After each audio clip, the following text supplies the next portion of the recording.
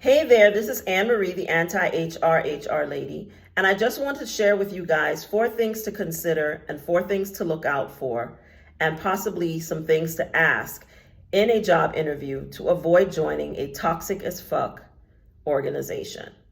These are things that you should think about, questions you should pose to make sure that you're not jumping from the fireplace into the fire.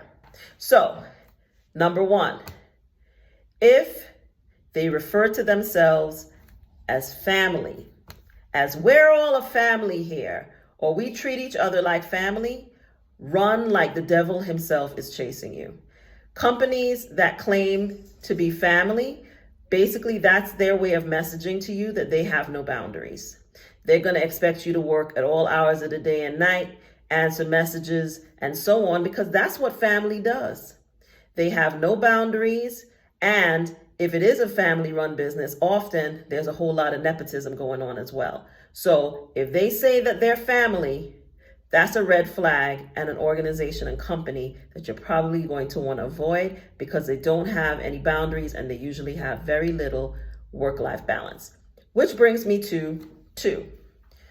Always ask questions in an interview. Remember that you are interviewing them as much as they are interviewing you. And one of the questions that you should make sure you ask is about work-life balance, assuming that that is important to you. It should be.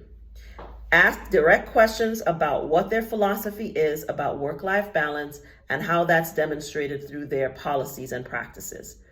If they can't give you a full-throated statement and give you actual examples of how they promote work-life balance at their organization, that's a red flag. If they start mumbling and fumbling or they look, uncomfortable about the question, that's a red flag. That means they don't really have any work-life balance. If they just say, oh yeah, we're committed to work-life balance, but they can't tell you how and what they do to actually support work-life balance in their workplace, that's a red flag. You might want to reconsider.